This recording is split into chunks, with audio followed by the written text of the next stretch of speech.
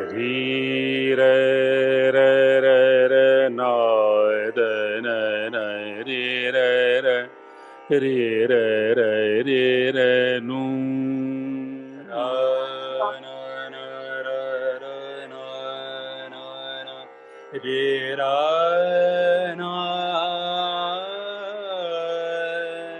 ते दा ना रा ना ना रे नो रे र ना र ना र नो। Hello guys, welcome to News Now Nation. आज हमारे साथ मौजूद हैं ध्रुपद संगीत के बहुत ही लोकप्रिय गायक पंडित विनोद कुमार द्विवेदी जी। आपका बहुत-बहुत स्वागत है सर न्यूज़ नाउ नेशन में। नमस्कार। सर सर मेरा पहला सवाल आपसे यही है कि ध्रुपद संगीत से आप किस उम्र से आप जुड़े इस संगीत से? देखिए, बहुत अच्छा प्रश्न किया आपने और हर कलाकार की यह स्थिति भी होती है। तो सबसे पहले मैं यह स्पष्ट करना चाहूँगा कि हमारा जहाँ जन्म हुआ, वो क्षेत्र बांदा का था यूपी में जी, जी, और वहाँ पर ध्रुपद के जो है बहुत अच्छे-अच्छे गायक थे, जो सामान्य किसान भी होते। तो मैंने जैसे आँख खोली, आप ये इसका उत्तर आप जो है इस रूप में लें कि जैसे मैंने आँख खोली, तो हमारे कानों में ये गायन शैली गई, ध्रुपद हमने सुना है, बचपन से ही सुना है। जी। जब से हमने होश संभाला तब से ध्रुपद में ही आँख खोली, ध्रुपद को ही सुना है और हमने हमने जो है ध्रुपद को ही आत्मसात किया है। तो सर आप कानपुर के रहने वाले हैं, अब आप कानपुर में ही रहते हैं, तो कानपुर में आपको ऐसी क्या विशेषता लगती है, जो गाने के थ्रू आप संगीत के थ्रू उसे जोड़ते हैं? देखिए, ध्रुपद के दृष्टि से या सामान्य सांस्कृतिक दृष्टि से कानपुर बहुत अच्छा शहर है जी, और यहाँ पर संगीत का बहुत ही अच्छा माहौल रहा है। हमसे पूर्व जो कलाकार रहे हैं, वे बहुत ही विद्वान और संगीत के श्रेष्ठ वाग्यकार रहे हैं। जैसे उनमें से हम कुछ नाम लें, हमारे बोडस जी थे, हमारे गुरुजी थे, श्री काशीनाथ शंकर बोडस जी। आदरणीय जो है हमारे गुरु थे वो तेलंग जी जी, और खां साहब अब भी हैं। तो अगर हम देखें तो हमारे यहाँ जो है पूर्व से ही संगीत का बहुत अच्छा माहौल था और शास्त्रीय संगीत का विशेष रूप से बहुत ही अच्छा माहौल था। तो कानपुर में एक बहुत अच्छा वातावरण है, पहले भी था, अब भी है और बहुत सारे विद्यार्थी ऐसे हैं जो शास्त्रीय संगीत के प्रति आज भी बहुत इंटरेस्ट है उनका और वे बहुत अच्छा कर रहे हैं। तो कानपुर की जो हमारी धरती है, वह संगीत से बहुत जुड़ी हुई है और उसमें बहुत यानी श्रेष्ठ और सुंदर विद्वान पैदा हुए। तो कानपुर से मुझे बहुत ही प्रीति है, बहुत ही लगाव है।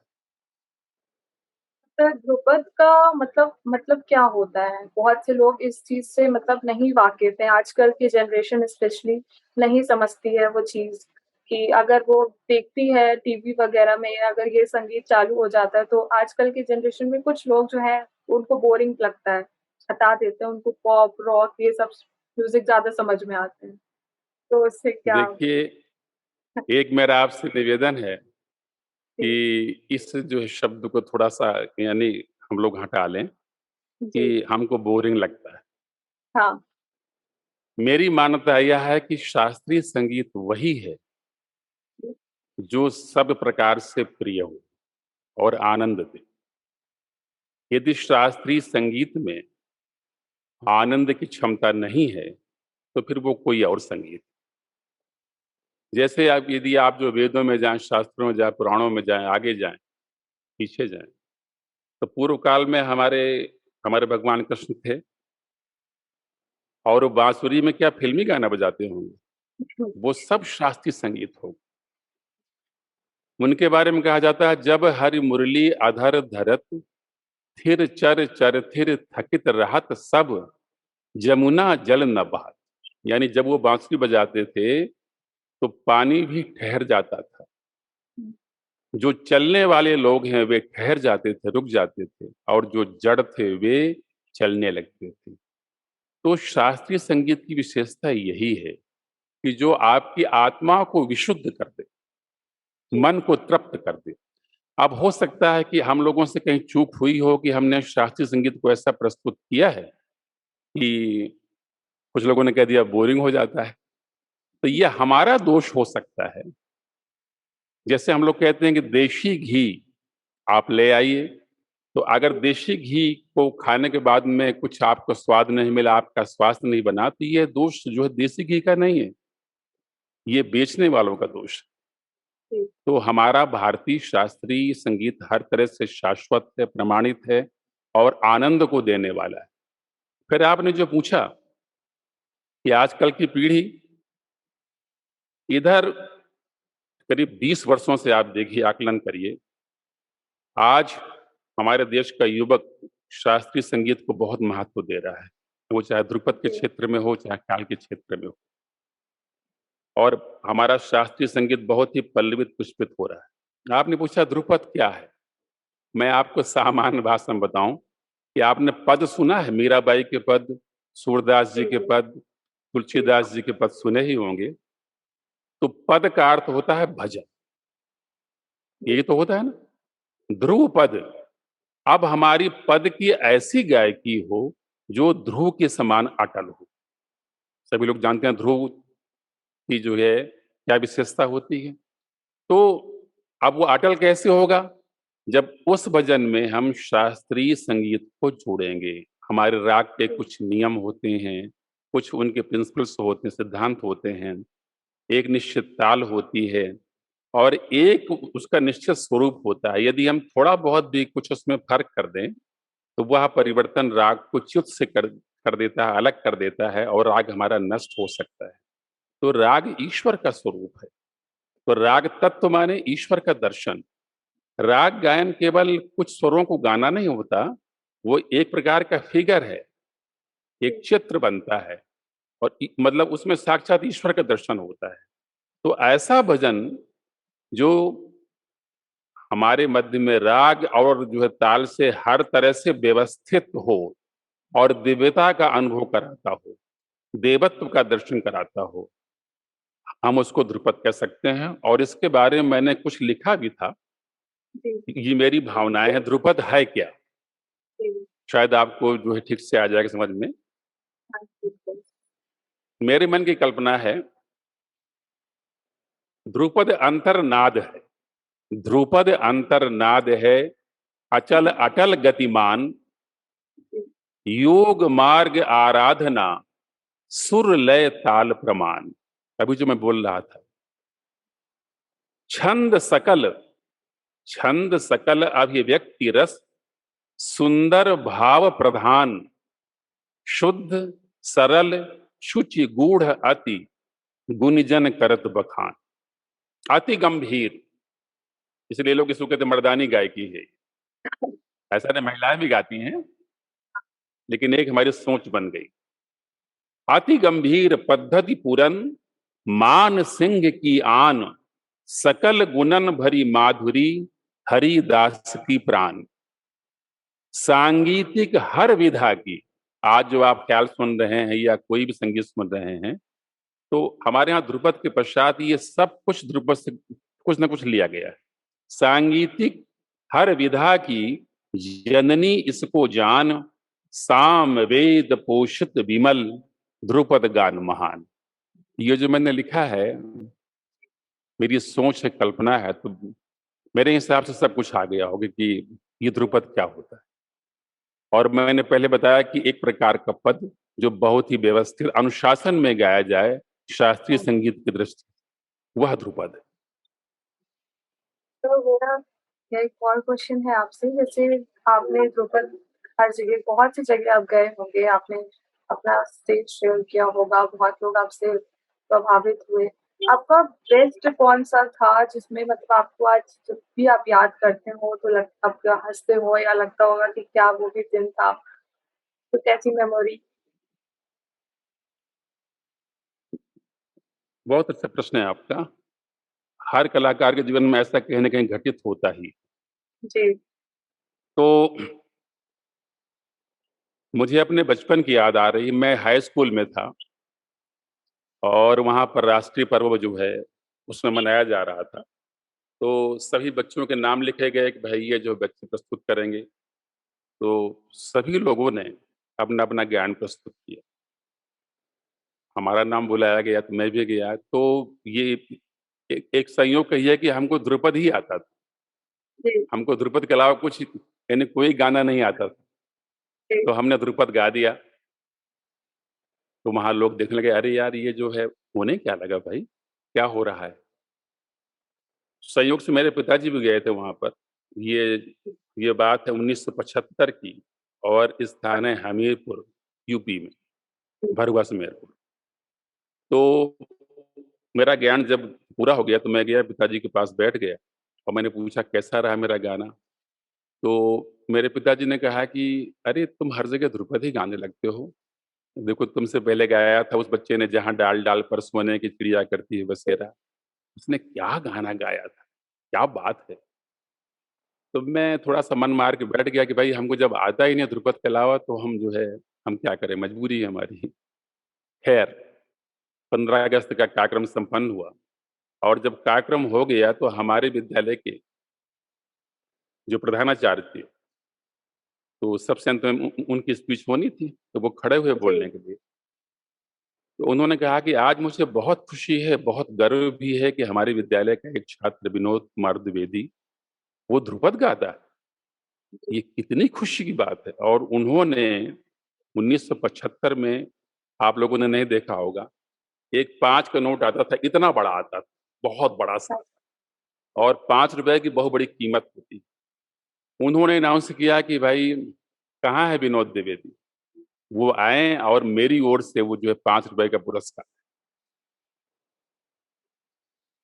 मैं गया, मैंने जो है उनको प्रणाम किया, ₹5 पुरस्कार लिया, पिताजी के पास आया, तो पिताजी हमको देख के मुस्कुरा रहे थे।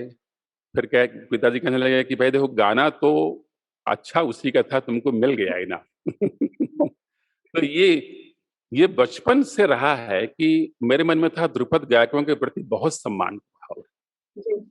हम जिस क्षेत्र में रहते थे, ध्रुपद गायकी की वरीयता बहुत थी वहाँ पर और सामान्य से किसान होते थे, खेती का कार्य करते थे, लेकिन वे ताल लगाकर गाते थे, 4 ताल गाते थे, सूल ताल गाते थे और किसी भी समाज में यदि सब प्रकार के गाने वाले हों, लोक संगीत के गाने वाले हों, भजन गाने वाले हों और उनके बीच में कोई ध्रुपद गाने वाला आ जाए, एकदम जो है सामान्य धोती पहने, सामान्य वस्त्र पहने, तो लोग रास्ता देते थे। अरे! देखिए, देखिए पंडित जी आ गए। तो मैं सोचता था कि ये तो बहुत ही सामान्य व्यक्ति लग रहे हैं, लेकिन लोग जो है इनके सामने खड़े हो रहे हैं, पैर छू रहे हैं, सम्मान दे रहे हैं, तो मेरा बाल मन पूछता था कि इनमें क्या विशेषता है? अरे! बोले पता नहीं तुम बच्चे हो अभी तुमको नहीं मालूम, ये ध्रुपद गाते हैं। बस वहीं से मेरे मन में संस्कार पड़े कि भाई ये गायकी है तो बहुत बड़ी और कुछ करना चाहिए। वैसे भी हमारे देश में पहले जो साम गायन रहा, जाति गायन और इसके बाद ध्रुवा गायन, प्रबंध गायन और इसके बाद ध्रुपद गायन आया। तानसेन के समय भी ध्रुपद ही गाते थे। जी। हाँ, सब तो कुछ आप हमारे हाँ जी, बोलिए। हाँ, तानसेन के समय जी। हमारे जितने समारोह होते थे, शादी हो, ब्याह हो या कोई भी उत्सव हो, पर्व हो, सब कुछ ध्रुपद से शुरू होता था। इवन हमें आज भी याद है कि हमारे ज़माने में जब हम यानी छोटे थे, तो हमारे यहाँ रामलीलाओं में, नौटंकी में भी ध्रुपद से ही शुरू करते थे। तो जी। ये ध्रुपद गायकी जो है एक प्रकार की जननी है, सब प्रकार की गायन शैली। जी। तो ध्रुपद के अलावा आपने बोला अभी कि ध्रुपद के अलावा आप कुछ गाते ही नहीं थे, तो आपको सिर्फ वही आता था। तो जैसे अभी नॉर्मल जैसे कोई भी हम पुराना गाना सुनते हैं बजते हुए या लता मंगेशकर जी का हो गया या मुकेश खन्ना जी का, किशोर कुमार जी का, तो आप चलते-फिरते कभी ऐसे होता नहीं है कि आप गाने लगे और वही शब्द आपके मुँह से निकल रहे हैं, कभी ऐसा हुआ है कि वो चीज़ आप भी गाने लगे कभी ऐसा मन होता हो देखिए ऐसा चलो है, इसको इसमें चेंज करके गाते हैं? आपके मन में जो बात है ये बहुत एकदम सही है। संगीत में चाहे ध्रुपद हो, वो चाहे जी, फिल्मी गाना हो, वो चाहे लोक संगीत हो, या किसी प्रकार का, इवन आपका साउथ का म्यूजिक भी हो, जी, सबसे बड़ी चीज होती है सुर का प्रवाह।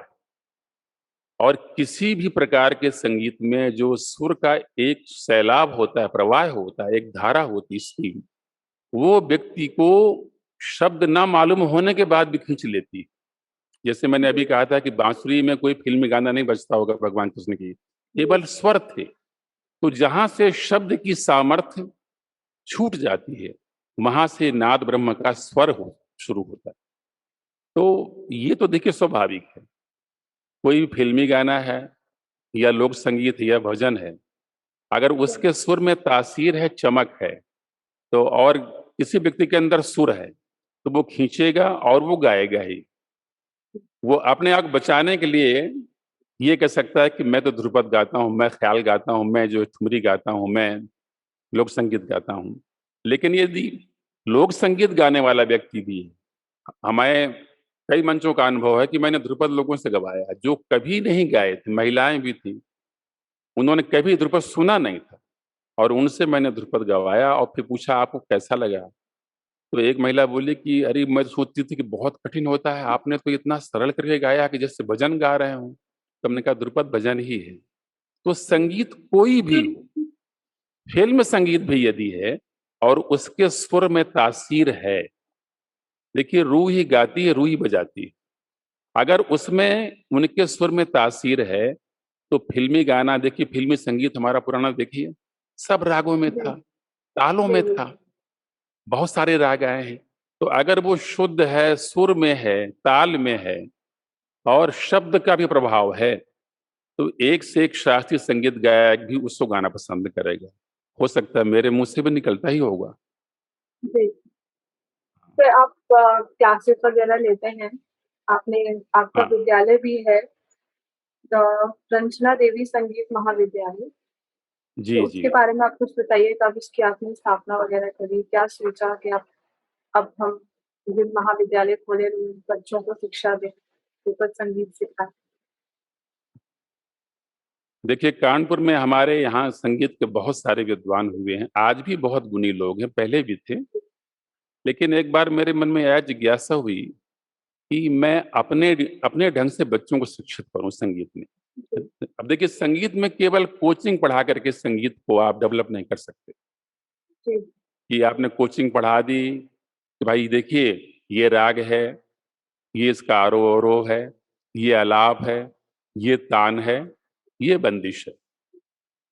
जी, केवल इतना लिखा देने से या एक दो बार गा देने से विद्यार्थी केवल वह तैयारी कर सकता है परीक्षा की दृष्टि से। ये परीक्षा हुई, उसने लिख दिया, अब उसमें एग्जाम में आया, दो आलाप लिखिए, याद किए, बोले आप जो है राग यमन के दो आलाप लिखिए, तो वो नी रे ग रे नी ध नी रे ग म रे ग रे नी ध नी रे सा, नी रे ग रे ग रे ग रे म रे ग रे, आलाप विलंबित होती नी रे ग। तो ये याद करके लिख देगा। लेकिन ये जो मैंने अभी गाया, नी रे ग रे नी ध नी रे सा नी ध प म ध नी ध सा नी रे सा रे ग रे सा, ये सुर गायन है। इसको राग यमन नहीं कह सकते। देखिए सुर गायन में और राग गायन में अंतर है। स्वर को हम पढ़ रहे हैं, जिसमें मान लीजिए अखबार लिया, अब यानी हमारी माँ देख नहीं पाती, बोले बेटा जरा पढ़ के सुना दो। जी, हैं? तो हमने अखबार लिया, पढ़ दिया, कि आज ये कार्यक्रम बहुत अच्छा हुआ, आज ये जो है फला कलाकार को ये सम्मान मिला, और आज ये जो है शुभ घटना हमारे देश में हुई। तो ये संगीत नहीं हुआ। हमने केवल जो अखबार में लिखा है उसको देखा, पढ़ दिया, माँ को सुना दिया। ठीक जी, वैसे सुर को हम यदि पढ़ रहे हैं, सुर को बांचना और सुर को देखना, सुर को जीना। अब एक शब्द आया सुर को देखना, तो अब ये जो है सामान्य विद्यार्थी पूछेगा कि सुर तो भाई दिखाई नहीं पड़ता, तो जी, ईश्वर भी नहीं दिखाई पड़ता। यानी देखिए, ईश्वर भी नहीं दिखाई पड़ता और सुर भी नहीं दिखाई पड़ता है। इसलिए कहा गया है, जहां सुर है वहीं वहीं ईश्वर है। तो सुर को पढ़ दिया तो वो राग नहीं होगा। अब ये चीज कैसे आएगी? ये जो है ठीक गुरु के चरणों में बैठ करके, और जब तक विद्यार्थी को समझ में न आए। अब हमारा पीरियड 1 घंटे का हुआ, 1 घंटे में हमने जो है बोले बस टाइम डन बोला, मेरे उसमें कॉलेज में ठीक है, अब जो है फिजिक्स पढ़िए, हिंदी पढ़िए। संगीत को ऐसे नहीं सिखा सकते। एक शब्द है संगीत में, हमारे उस्ताद लोग बोलते थे, सीना बसीना। यानी गुरु के आमने सामने बैठ करके ही हम संगीत को आत्मसात कर सकते हैं। वास्तव में संगीत ये आंखों से आंखें मिला करके, आंखों से डालने की प्रक्रिया। ये केवल जो है, अब जैसे आप लोग कहते हैं कि हमने इंटरनेट में जो है हमने सुना तैयार कर लिया, नहीं आ सकता। वो गुरु के सामने ही बैठ करके और बड़े ही पवित्र भाव से बैठ करके, बहुत ही शुचिता के साथ बैठ करके हम कुछ गेन कर सकते हैं। तो इसलिए मेरे मन में आया कि कुछ जो मैंने अपने गुरुओं से सीखा है, थोड़ा बहुत सीखा है, तो वो जो हमारे आने वाली पीढ़ियां हैं तो उनके अंदर वो चीज डेवलप हो। क्योंकि संगीत और आध्यात्म का अन्योन्याश्रित संबंध है। संगीत, भक्ति, आध्यात्म, आपके हृदय की, मन की शुचिता, पवित्रता, ये सारी चीजें जब आपकी तैयार हो जाती हैं, उसके पश्चात आप गाने की सोच सकते हैं। आजकल लोग इसीलिए गले से गा रहे हैं, काफी लोग गा रहे हैं, और कुछ लोग जो है बहुत अच्छा गा रहे हैं, हृदय से भी गा रहे हैं। तो मेरे मन में आया कि मैं जो बच्चों को तैयार करूं, तो ये जो है 2005 के आसपास ये मन में आया, और फिर इस विद्यालय की स्थापना हुई, जो कि मेरी पत्नी के नाम से ही है, रंजना देवी संगीत महाविद्यालय। और इसी क्रम में मुझको ध्रुपद केंद्र भी मिला है भारत सरकार की ओर से। तो फिर आज की उसमें देखें तो हमारे सामने बहुत सारे बच्चे तैयार हो गए। बहुत सारे बच्चे फिल्मों में हैं, बहुत सारे बच्चे वो रीडर हैं, प्रोफेसर हैं, लेक्चरर हैं संगीत में। बहुत सारे बच्चे टीवी आर्टिस्ट हैं, रेडियो आर्टिस्ट हैं, रामलीला में हैं, नौटंकी में हैं, जागरण में हैं, सुंदरकांड का पाठ करते हैं। मतलब हर क्षेत्र में निकले। ये जो है ईश्वर की विशेष कृपा रही। तो ये हमारे जो 17 वर्षों के लगभग तपस्या है कि उन बच्चों का निर्माण हुआ, और उन्होंने पूरे देश में ही नहीं, वर्ल्ड में एक जो विशेष स्थान बनाया।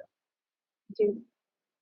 कोई सा ऐसा कोई आपका स्टूडेंट रहा हो जो आज भी आपसे जुड़ा हो, और मतलब आपके बहुत ही ज़्यादा करीब हो, कि हाँ, वो बचपन से आपसे सीख रहा हो, और आपका फेवरेट एक तरीके से कहा जाए कि हाँ, मतलब वो बिल्कुल ही एक तरीके से आपकी छाप?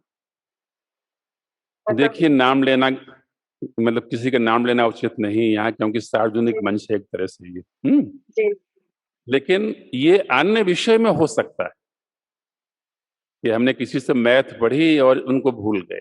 जी, साइंस हमने पढ़ी, बोले हमने हाई स्कूल में पढ़ी थी। अच्छा, वो सर जिनसे हमने हाई स्कूल में पढ़ी थी। जी, संगीत के साथ ऐसा आचरण नहीं। संगीत में हम बता दें आपको कि हमारे ऐसे विद्यार्थी भी हैं जो अब भी 15 वर्षों से सीख रहे हैं। अब भी, मतलब बहुत यानी उनका एक जो है उनकी फील्ड बन चुकी है, मुकाम अच्छा प्राप्त कर लिया है। जी, तो अगर किसी ने 1 वर्ष भी सीखा, हमसे 2 वर्ष सीखा और बंबई चला गया, 5 वर्ष सीखा, बंबई चला गया, जैसे मान लीजिए अंकित तिवारी था, जी, तो हमसे 5 यानी वो जो करीब 6 वर्ष सीखा, 7 जी, वर्ष, और इसके बाद बंबई चला गया, तो आज भी जुड़ाव रहता है। 1 वर्ष भी किसी ने सीखा है तो आज भी मतलब हमारा कांटेक्ट रहता है। तो मतलब हमारी दृष्टि में यानी हम हमारे कम से कम 100 शिष्य होंगे जो हमसे सीखे हैं, सीख रहे हैं, और आज भी उतना ही लगाव, आज भी उतना ही प्रेम है वो जब सीखते थे। ये हमारे संगीत की विशेषता है, ये हमारे शास्त्रीय संगीत की विशेषता है, ध्रुपद की विशेषता है कि इसमें संबंध यानी ऐसा नहीं कि जब हमसे सीख रहा है तो मतलब बढ़ गए, और जब सीखना बंद कर दिया तो कम हो गए, और ज्यादा हो जाते हैं सीखने के बाद। तो आज भी हमारे बहुत सारे शिष्य हैं, मतलब हम नाम ले दर्जनों शिष्य आ जाएंगे, बहुत सारे शिष्य हैं जो आज भी हमसे जुड़े हुए हैं, सर और आज भी उनका भाव वही। हमने सुना है जी कि आप स्लम्स एरियाज में भी बच्चों को पढ़ाते हैं, शिक्षा देते हैं संगीत। जी जी, ये हमारे मन में आया था कि कुछ बच्चे ऐसे हैं कि वो हमारे यहाँ आने तक के लिए उनके पास मार्ग वे नहीं, जी कि वो टेम्पो से आ सके। जब उनके पास भोजन को नहीं है तो आएंगे कैसे? जी तो ये मैंने जो शुरू किया था, और एक व्यक्ति है मनमोहन सिंह जी, तो कानपुर में ही दादर के पास एक जो पुल है, पुल के बगल में ही करीब 150 विद्यार्थी होंगे, 200 विद्यार्थी, और उनका जीवन स्तर कुछ भी नहीं था। उनको नहीं पता था कि हम लोग नहाते कैसे हैं, मंजन क्या होता है, नाश्ता क्या होता है, स्वच्छ कपड़े क्या होते हैं। तो वो उनका परिवार मुझसे संगीत सीखता था, मनमोहन जी का। तो उन्होंने एक दिन इच्छा व्यक्त की, गुरुजी आगे यदि आप इन बच्चों को सिखाएं तो कैसा रहेगा। तो मेरे मन में शुरू से भावना रही कि कुछ ना कुछ ऐसा किया जाए जो बहुत अच्छा हो। तो करीब 2-3 वर्ष मैंने उनको सिखाया, और मैं सिखा ही रहा था कि ये जो कोरोना काल आ गया, तो मतलब ये जो है, ये काल आने के कारण जो बीच में बाधित थोड़ा हुआ है, लेकिन जैसे ये ठीक होता है फिर हम शुरू कर देंगे। तो वो 1-2 वर्षों में ही बच्चों में आशातीत सफलता मिली। बच्चे बहुत ही होनहार, और मेरे मन में आया कि हे परमात्मा, क्या मतलब आपकी शक्ति है, क्या आपका विधान है कि कोई बहुत अच्छा यानी जो है श्रेष्ठ बच्चा है, बहुत अच्छे संपन्न परिवार से, वही संगीत सीख सकता है क्या? ऐसा नहीं। जी जी सुर तुमने कहाँ कहाँ डाल दिया है। मतलब उनके पास भोजन को नहीं है, लेकिन सुर तो है। सुर भी एक प्रकार की संपत्ति है। तो मैंने देखा कि उन्होंने 1-2 वर्षों में बहुत कुछ अडॉप्ट कर लिया, बहुत कुछ प्राप्त कर लिया, और आज भी सोचते हैं। हमारे पास से जो है उनके समाचार आते हैं कि गुरुजी कब से शुरू किया जाए, लेकिन अभी चूंकि माहौल बंद है सब, और जैसे ठीक होता है तो मैं फिर से शुरू करूंगा। और बहुत यानी बहुत ही अच्छा गा रहे हैं बच्चे, बहुत अच्छा गा रहे हैं। फिर आपका रियाज का कितना समय होता है? आप पूरे दिन में कितने घंटे आप रियाज करते हैं? देखिए, रियाज की एक आयु होती है, एक सीमा होती है, और एक शारीरिक स्थिति भी होती है, और एक समय होता है। हम 25 वर्ष तक, 30 वर्ष तक, 40 वर्ष तक हम अपना रियाज जो है 5 घंटे भी कर सकते हैं, 6 घंटे, 7 घंटे, 8 घंटे, 10 घंटे। और ये लोगों ने किया, हमारे देश में किया है। मैंने भी कोशिश की है करने की, और किया भी है।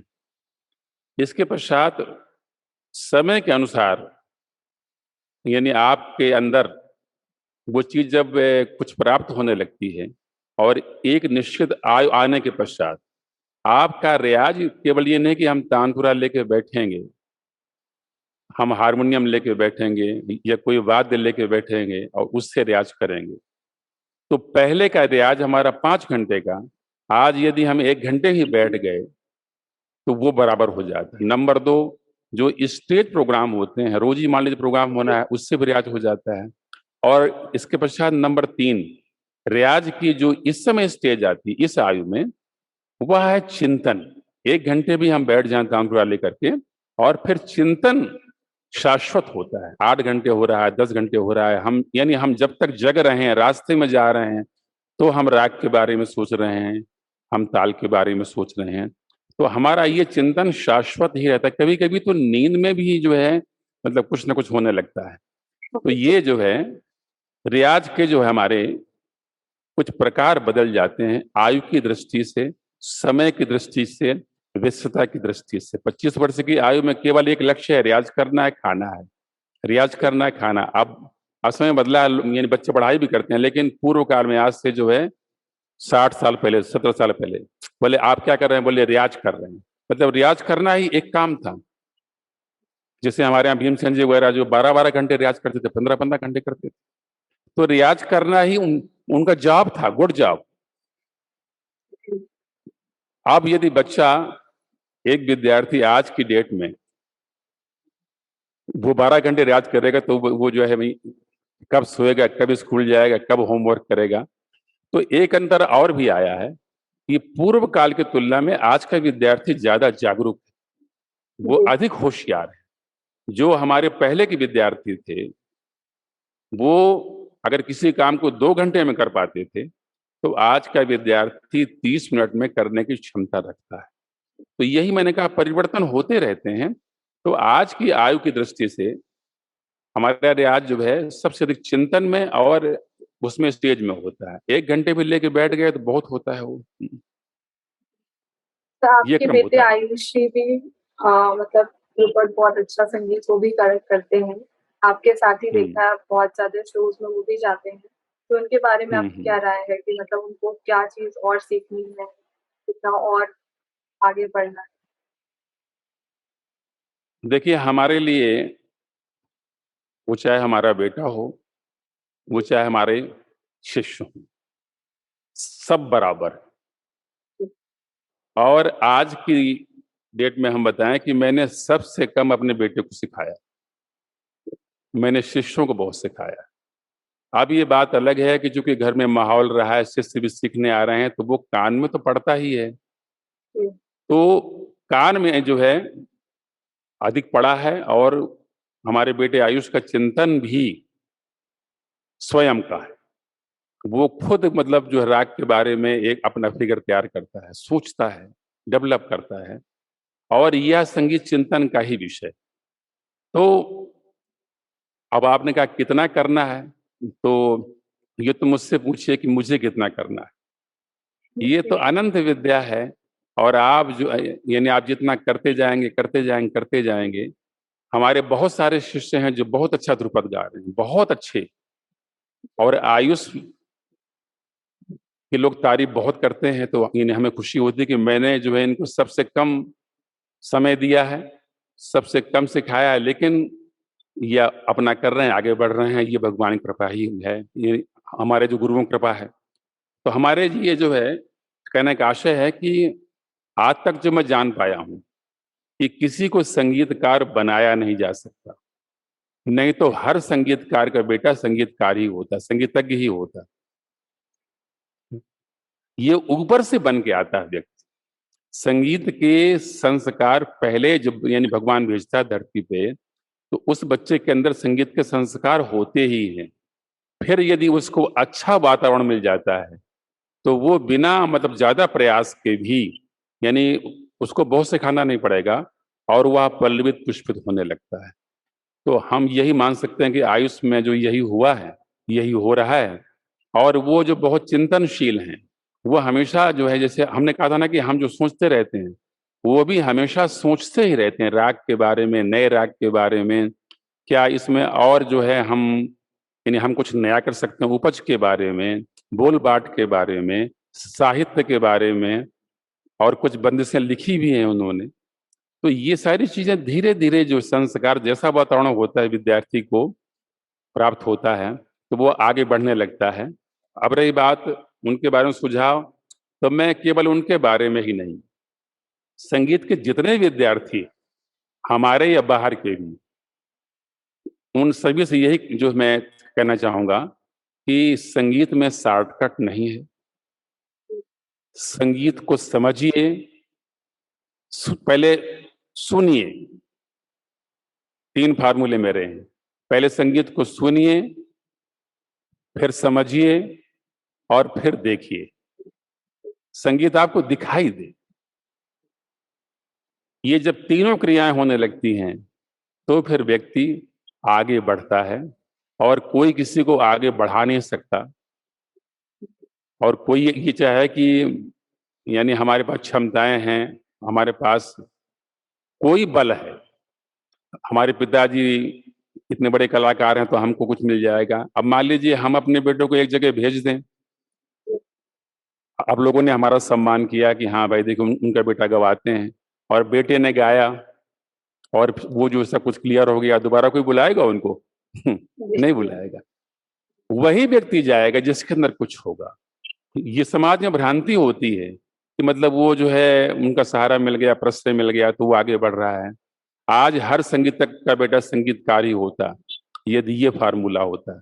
व्यक्ति को अपनी मेहनत के बल पर, अपनी ऑनेस्टी से और खुद काम करके ही आगे बढ़ना होता है। वही यश हमेशा के लिए टिकाऊ भी होता है और वही जो है संपन्नता को लाता भी। जी। तो जैसे आज भी समाज में ऐसे बहुत से लोग हैं जो अपने बच्चों को संगीत में या किसी भी अदर फील्ड में जाने में मना करते हैं, सोचते हैं कि इसमें क्या आगे फ्यूचर होगा, कैसे क्या हम्म। बढ़ेगा, कुछ भी नहीं होता है इसमें। बहुत से परिवार में ऐसे भी लोग होते हैं जो बच्चे का मन होता है लेकिन वो किसी कारणवश वो चीज़ आगे नहीं हो पाती है। उनको एक हम्म। आगे चीज़ वो नहीं मिल पाता है, ना उनको कोई ऐसा गुरु या कोई पढ़ा सके उनको कि हाँ, नहीं इसमें है कुछ, आप कर सकते हो। आपका ये कथन बहुत ही सत्य है, लेकिन ये कथन और सत्य होता यदि आप 30 साल पहले बोलती, लेकिन 30 साल पहले आप कहाँ थी? है ना? आज परिवर्तन हुआ समाज में, आज समाज में परिवर्तन है और पहले की तुलना में आज ये भ्रांति समाज से निकल रही है। जैसे आप साउथ की ओर जाएं तो साउथ में यदि किसी बच्चे से कोई पूछता है ना कि बेटा क्या कर रहे हो, तो वो बताता है पढ़ाई कर रहा हूँ, ये कर रहा हूँ, कर रहा हूँ, और फिर बताता है कि मैं संगीत कर रहा हूँ। तो सामने वाला बोलता है अरे वाह वेरी गुड। अगर वो संगीत को छोड़ दे तो सुनने वाले का मुंह बन जाता है, अरे तुम संगीत नहीं जानते हो, मतलब बिना संगीत के तुम्हारी पढ़ाई लिखाई क्या है, जीवन का अर्थ क्या है। तो हमारे दक्षिण में हर बच्चे को संगीत आना ही चाहिए। अब उत्तर भारत में भ्रांति ये थी कि संगीत यदि बच्चा करेगा तो बिगड़ जाएगा, ये भ्रांति थी। लेकिन बहुत सारे हमारे यहाँ चैनल आए और बहुत सारी प्रतियोगिताएं हुई, भले ही वो फिल्मी हुई, तो इससे जो बच्चों के अंदर संस्कार पड़े और सबसे अधिक संस्कारित हुए माता पिता। बोले काश हमारा बच्चा भी यहाँ होता, आज ये इस शो में होता तो हमें कितना अच्छा लगता। तो आज उत्तर भारत में भी बहुत सारे परिवार, मैं तो कहूंगा 70% परिवार ऐसे हैं जो सामर्थ्यवान है। मान लीजिए बहुत उनकी आर्थिक स्थिति सही नहीं है तो बेचारे क्या करेंगे, लेकिन यदि वे सामर्थ्यवान है तो संगीत से कैरियर बनाने के लिए नहीं, संगीत से उसको इसलिए जोड़ते हैं कि वो संगीत से संस्कारित होगा और वो जब बड़ा होगा तो एक बहुत अच्छा बेटा सिद्ध होगा। तो संगीत से केवल हम जाप की ही बात ना करें, आपके अंदर जो सारे गुण हैं मनुष्यता के, वे संगीत से ही आते हैं, ये ऐसा शास्त्र कहते हैं और ऐसा प्रत्यक्ष भी है, हम लोग देखते भी हैं। तो आज जो हमारे समाज में है, तो हमारे यहाँ बहुत सारे विद्यार्थी आते हैं, बहुत दूर दूर से आते हैं और वो लेके आते हैं। और मैं कुछ से पूछता हूँ कि भाई आपका उद्देश्य क्या है, बच्चे से पूछता हूँ उनके माता पिता से, सही बोलते हैं कि हमारा उद्देश्य गुरु जी ये जो इंसान बन जाए, मनुष्य बन जाए, और जो है संगीत से संस्कार आते हैं। हमें, हमारा उद्देश्य नहीं कि ये जो है फिल्मों में चला जाए या बहुत बड़ा संगीतज्ञ बन जाए, ये संगीत सीखे तो ये एक मतलब अच्छा बेटा, एक अच्छा भाई, एक अच्छा पिता, एक अच्छा पति से जो है सिद्ध होगा, साबित होगा, इसलिए संगीत सिखा रहे हैं। तो ये भ्रांति पहले थी, अब तो बड़ा परिवर्तन हो रहा है और लोग संगीत की ओर झुक रहे हैं, सामने आ रहे हैं, आगे आ रहे हैं। तो सर जो ध्रुपद संगीत है उसको और बढ़ाने के लिए मतलब आगे और जाने लोग जितने भी आजकल की पीढ़ी है जो नहीं इस संगीत से जुड़ी है या नहीं जानती है, तो उसको बढ़ाने के लिए आप क्या करना चाहेंगे? आपने अभी अभी कुछ ऐसा सोच रखा हो कि इसे और लोग जानें और लोग सीखें, बच्चे जो जिनके अंदर है वो चीज़ की वो सीखें, ये चीज़ आगे आए, संगीत और बढ़ाएँ भारत की मतलब? देखिए ऐसा है कि अभी मैंने आपसे एक जिक्र किया था, ध्रुपद केंद्र का किया था ना। जी, जी। तो हमारी भारत सरकार भी प्रयासरत है, हमारे समाज के लोग भी प्रयासरत हैं और हमारे गुरु लोग भी प्रयासरत हैं। तो अब देखिए ध्रुपद शास्त्रीय संगीत की पुरानी शैली है, प्राचीन शैली है और ये कठिन भी है। ये इतनी सरल नहीं है। अब चूंकि आप संगीत से जुड़ी हैं, संगीत की विदुषी हैं, आपको पता है कि ये जो भारतीय शास्त्रीय संगीत में ध्रुपद का क्या स्थान है। तो होता यह है कि आजकल के विद्यार्थी, अभी जो आपने पूछा था वो अच्छा प्रश्न था कि काफी गार्जियन नहीं नहीं चाहते हैं कि बच्चा हमारा संगीत में आए, फिर भी लोग जो है काफी आगे बढ़ भी रहे हैं। तो आजकल के विद्यार्थी एक वर्ग ऐसा भी है कि वो उस संगीत को करना चाहता है जो सरल हो और एक दो दिन में आ जाए, और वो मंच पे गाए आए, उनके माता पिता देख लें, बहुत खुश हो जाए, अरे वाह हमारा बच्चा, और जो है मतलब उसके फोटो खींच लें, अखबार में दे दें, या जो भी यानी है उनकी क्षमताएं। लेकिन ध्रुपद सीखने के लिए तो मेरे विचार से कम तो आपको 10 साल सीखना ही पड़ेगा। 10 वर्ष की साधना के पश्चात ध्रुपद गाने लायक आप कुछ तैयार होंगे। तो इतना धैर्य, संयम और साधना आज के युग में विद्यार्थियों में थोड़ा सा कठिन है। तो अब आपने कहा कैसे डेवलप करें इसको, तो इसके लिए देखिए, सबसे पहले गुरु को ही हम लेंगे कि वो गुरु अपने ध्रुपद शैली को ऐसा प्रस्तुत करे जो आकर्षक हो, जो ध्रुपद के सिद्धांत हैं वे बने रहें, मूलभूत जो है उसका लक्ष्य है, सिद्धांत है, उसकी जो व्याकरण है वो उसमें क्षति ना हो। अब जैसे मान लीजिए एक वाक्य है और वो सार्वभौमिक वाक्य है कि आपको सदा सत्य बोलना चाहिए। तो अब ये सेंटेंस तो हो गया है कि ना। अब बोलने के तरीके अलग है। आपको हमेशा सत्य बोलना चाहिए, एक प्रभाव पड़ेगा। एक होगा आपको भाई हमेशा सत्य ही बोलना चाहिए, उसका प्रभाव दूसरा पड़ेगा। और एक आपको भाई सत्य बोलना चाहिए। अब देखिए शब्द वही हैं और हम जो है यानी बिल्कुल छोड़ दिया, निष्क्रिय हो गए, अरे आपको सत्य बोलना चाहिए भाई।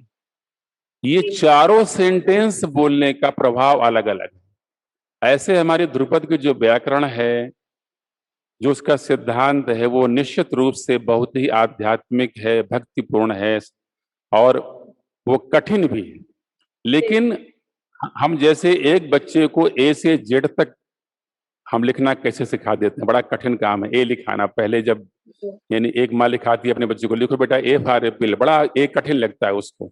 लेकिन धीरे धीरे धीरे हम फिर वो उसको पढ़ाते पढ़ाते वो नोवेल लिखता है, नॉवेल लिखने लगता है अंग्रेजी का। तो ऐसे ध्रुपद को भी हम धीरे धीरे उसको आकर्षक बनाएं, बच्चों के अंदर डालने की कोशिश करें, और फिर यह भी निश्चित हो कि ध्रुपद गायकी से यानी हमारा विकास क्या हो सकता है, यानी हमको क्या जाप मिल सकता है, समाज में हमारी क्या जो है क्या स्थिति बनेगी ध्रुपद गाने से, और हमारा जीवन कितना सिक्योर होगा। तो इसके लिए सरकार, समाज, गुरु और उनके माता पिता सभी जब समान रूप से जिम्मेदार होंगे तो ध्रुपद जो है, जो हमारी प्राचीन गायकी है, और अब तो नहीं कहेंगे विलुप्त हो रही, क्योंकि अब जो काफी लोग सीख रहे हैं, लेकिन फिर भी कुछ तुलना में कम है। वो अधिक पल्लवित पुष्पित होगी, विकसित होगी। तो इसके लिए सभी घटकों को समान रूप से अपनी सहभागिता सुनिश्चित करनी पड़ेगी, तभी हमारा ध्रुपद भी जो है और आगे बढ़ेगा। सर इतनी संगीत की बातें हो रही हैं तो एक कवि की 4 पंक्तियां हैं जो हम आपको सुनाएंगे। उन्होंने कवि हाँ मतलब उन्होंने लिखा है, ना समझो तो करतल है संगीत, ना समझो तो करतल है संगीत, समझ सको तो सुकून है संगीत, समझ सको तो सुकून है संगीत, इब्तिदा इल्म इबादत है संगीत, इब्तिदा इल्म इबादत है संगीत, निशब्द हूँ आखिर क्या नहीं है संगीत, निशब्द वाह हूँ वाह, आखिर क्या बात, क्या नहीं है संगीत। बहुत ये तो सुंदर बहुत सुंदर। तो जिस कवि ने ये लिखी है बहुत ही सही चीज लिखा है उन्होंने कि मतलब एक संगीत भी, हम कोई भी संगीत सुनते हैं तो एक पीस ऐसा लगता है, एक शांत माहौल लगता है। कोई भी कितनी भी परेशानी हो या कितना भी आप टेंशन में हो या कुछ भी हो, आप अगर सुनते हैं आँख बंद करके तो उस चीज़ को आप अपने में ढाल लेते हैं। आप सोचते हैं कि आप उसी जी। दुनिया में चले जाएँ। जी। और सर देखिए फिर एक क्वेश्चन आप हाँ जी, बोलिए। हाँ, हाँ बोलिए। मैं ये जी, बोल आप रहा था कि संगीत में 2 शब्द है, जी, जब संगीत प्रस्तुत होता है। एक होता है वाह और एक होता है आह। जी। जैसे आजकल आप लोग फ़ेसबुक में देखते होंगे, हुँ? हाँ अब जी। मान लीजिए हमारा ये यानी आप डाल देंगे यूट्यूब में या कहीं डाल जी। देंगे तो सब लोग कहेंगे बहुत अच्छा इंटरव्यू हुआ है, जी, जी। वो आपकी तारीफ़ करेंगे। जी, तो एक परंपरा हो गई ना कि मतलब कुछ भी आ जाए फ़ेसबुक में तारीफ़ करना है, ये एक जो हाँ। परंपरा हो गई। जी, लेकिन हमारे बुजुर्ग कहते थे कि संगीत जहाँ हो रहा हो, तो सुनने वाले के मन से वाह नहीं, आह निकले। हाँ, निकल लीजिए। जी, आह आहाहा! जैसे एक जो छोटी-सी घटना है कि एक जो कार्यक्रम हो रहा था जी, खां साहब का, शहनाई में कलकत्ते में, बिस्मिल्लाह जी, खां साहब का। तो उस ज़माने में जो है सब बड़े-बड़े कलाकार थे, रविशंकर जी का सितार था और बिलायत खां साहब भी थे, अमृत अली जी सभी लोग थे वहाँ पर। जी, तो इन्होंने कहा भाई जब इतने बड़े-बड़े लोग वहाँ गुणी लोग हैं, तो हम जाकर के हम क्या करें शहनाई बजाएँगे। अरे बोले आप आइए, आपका स्वागत होगा। अब जब इनका नंबर आया और इन्होंने शहनाई बजाई, तो वहाँ लोग ये सब करने लगे। तो ये एकदम स्टेज से जो है भाग के आ गए ग्रीन रूम में और बोले देखिए हमने कहा था ना कि लोग हमको हूट कर देंगे। तो आयोजक वहाँ से दौड़ते हुए आए और वो कहते हैं खान साहब क्या किया आपने? जी, अरे बोले देखिए हूटिंग हो गई ना। अरे बोले मतलब? अरे ब अरे अब देखिए लोग जो कैसा बिहेव कर रहे हैं, शीशी की आवाज़ जी, निकाल रहे हैं। अरे बोले सर जल्दी चलिए नहीं नहीं वहाँ जो है ये बड़ा ज़ुल्म हो जाएगा। बोले क्यों? जी, बोले हमारे यहाँ शीशी निकालने की परंपरा वहाँ है जब कोई चीज़ बहुत पसंद आती है, बहुत अच्छी लगती है, तो लोग ऐसे बोलते हैं आहा! अरे बोले ऐसा है तो बोले ठीक है चलता हूँ मैं। तो जी, हमारे कहने का आशय है कि वाह शब्द जो है छुप जाए और आह निकले, बस वही संगीत की प्रामाणिकता है, वही जो है शुद्ध संगीत का उद्देश्य भी है। जी। तो कुछ ध्रुपद संगीत का कुछ हो सकता है, बहुत ज़्यादा उत्साहित है कि आप हमसे लाइव जुड़े हैं तो आपसे सुन सकें कुछ हम।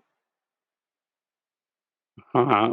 अब देखिए साथ में हमारे बेटे भी आए हैं। जी, हुँ? जी, बिल्कुल। तो हम लोग जो है देखिए थोड़ा सुनाई दे रहे हैं। हुँ? जी, ये नहीं अब मैंने आपसे कहा था कि ये पद है, ध्रुपद है। तो जी, राग भैरव में ये भजन ही है एक तरह से। जी, नारायण हरि तुम ही करतार, नारायण हरि तुम। तो ये जो आयुष जी शुरू करेंगे और मैं भी गाऊँगा। तो आप लोग सुनाइए जो है शूल ताल में। आयुषी का भी हम बहुत-बहुत स्वागत कर सकते हैं। Welcome to News Now nation.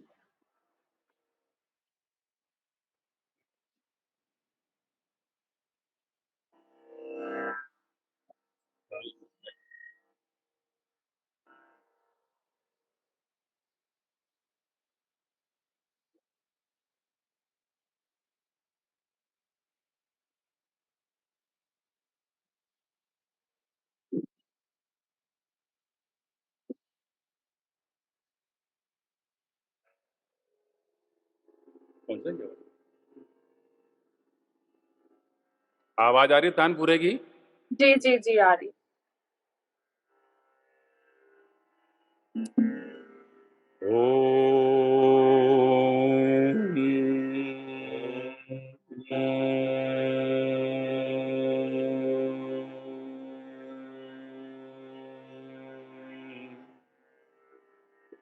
Ram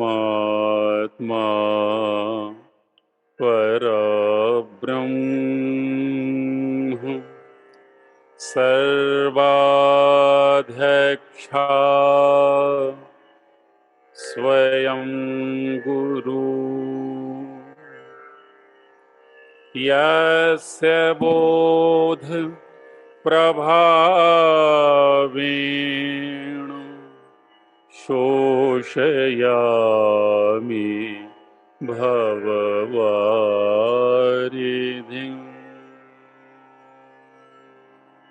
रीरना।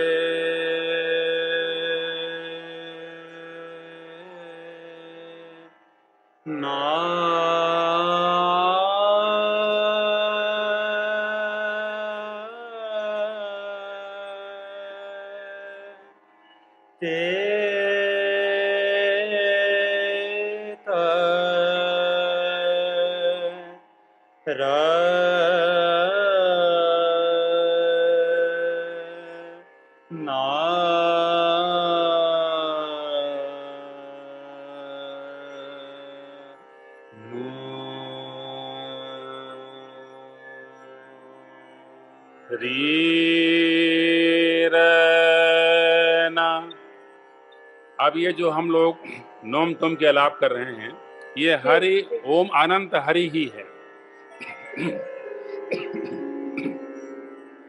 रीरना Reena ना रे ना रे ना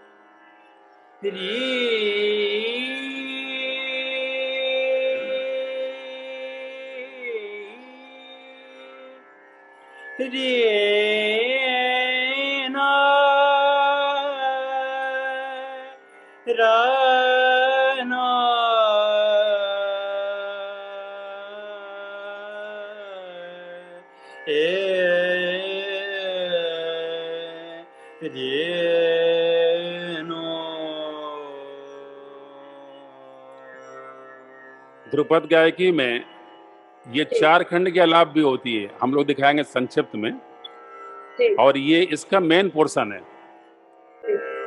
री रे रे रे रे ना रे न न रे रे रे रे रे रे रे रे नू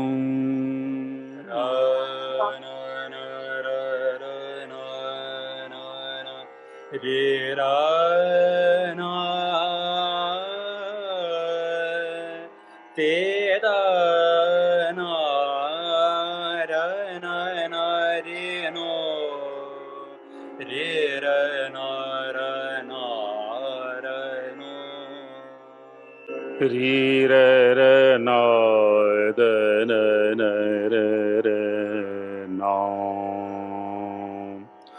ना रे रे रे रे री रे ना रे रे री रे रे ना रे रे रे te re ri re re na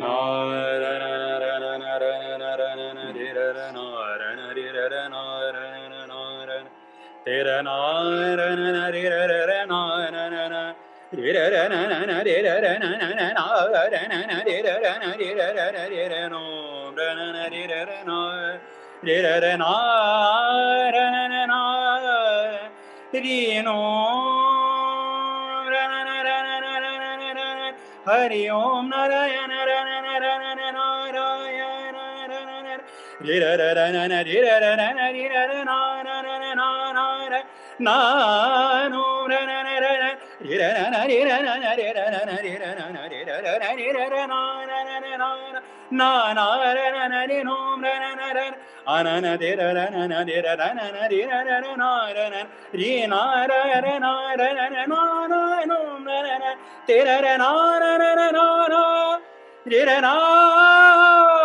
na na na re ra na re ra na re ra no anana de ra na na re ra no re re na na na na na na na na na na na na na na na na na na na अब ये गमक रहना रहना रहना ना ना ना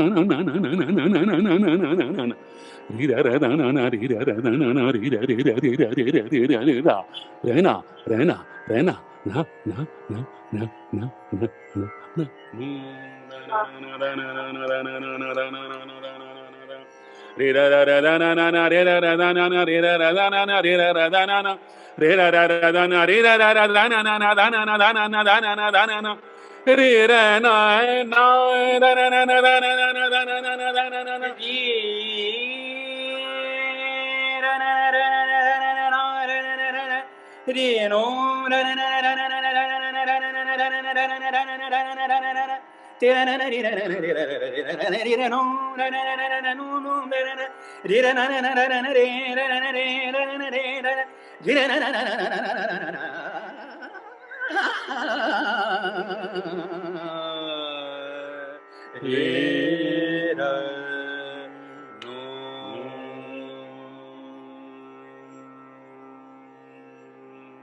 पूरा आध्यात्मिक वातावरण इससे जो है अपने आप बन जाता है, स्वतीत हो जाता है। बहुत ही अच्छा, बहुत ही अच्छा, बहुत ही अच्छा। अब हम लोग बंदिश गाएंगे। जी जी। हरि तुम नारायण, हरि तुम नारायण, हरि तुम नारायण, हरि तुम नारायण हरि नारायण, हरि तुम नारायण, हरि तुम नारायण हरि तुम ही करतार जग, ही करतार जग, ही करतार जग, ही करतार जग, पालनहार नारायण, हरि तुम नारायण हरि तुम नारायण।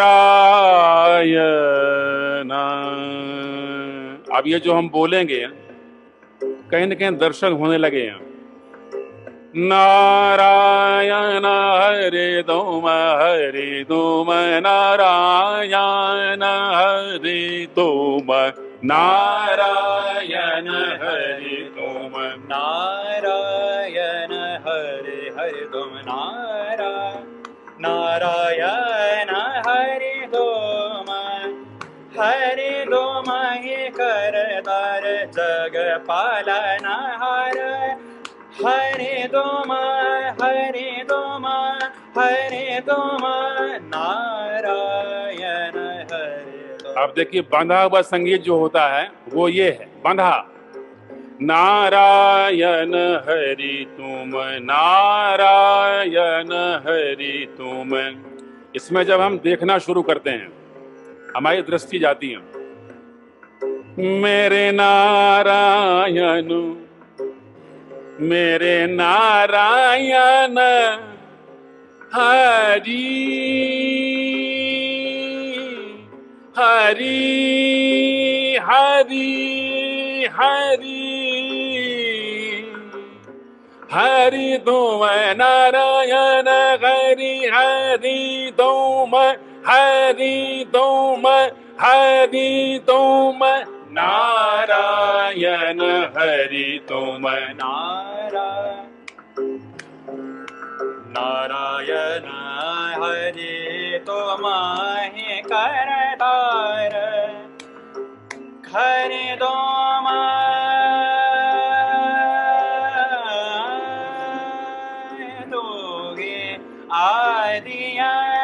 तो ही आदि अंत, तो दिया तो करतार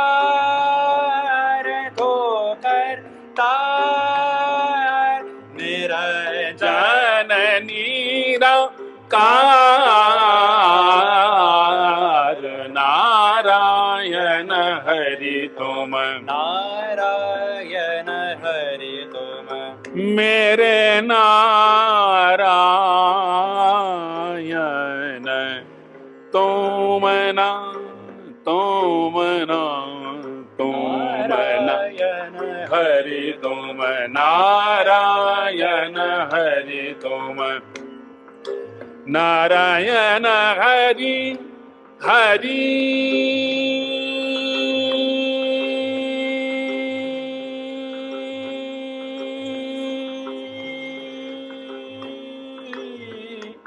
हरि हरि हरि हरि हरि हरि तुम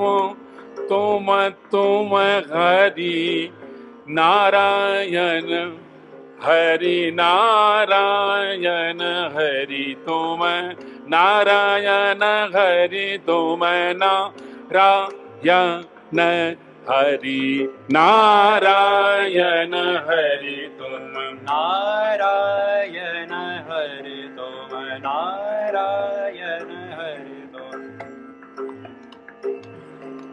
नारायण हरि तुम नारायण हरि तुम नारायण हरि तुम ही करतार हरि तुम नारायण हरि नारायण हरि तुम ही करतार हरि तुम ही करतार हरि तुम ही करतार हरि तुम नारायण हरि तुम नारायण नारायण हरि हरि हरि हरि तुम नारायण नारायण हरि तुम नारायण नारायण हरि हरि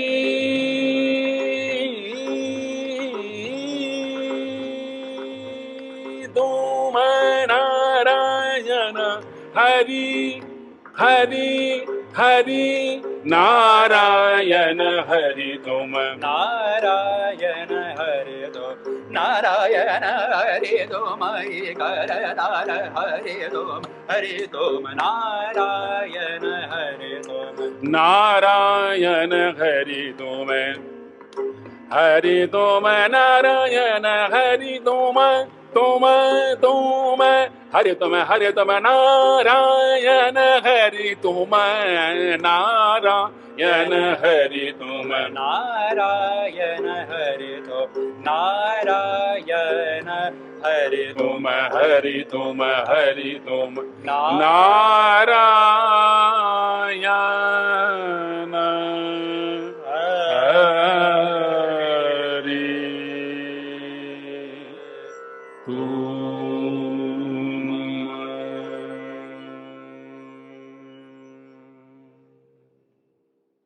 बहुत ही अच्छा सर, बहुत ही उत्तम। हेलो, आपको आवाज आ रही है मेरी? हाँ जी, आ रही बहुत ही उत्तम, बहुत ही अच्छे से आपने बिल्कुल समझा दिया कि ध्रुपद है क्या, कौन सा संगीत है, जो सुनते ही एकदम खो जाओ। चलिए। और आयुषी ने भी बहुत अच्छा गाया। Thank you Ayushi and sir, आप जुड़ने के लिए बहुत बहुत धन्यवाद न्यूज नाउ नेशन से। आपने अपना समय दिया, बहुत बहुत धन्यवाद। नमस्कार नमस्कार सर।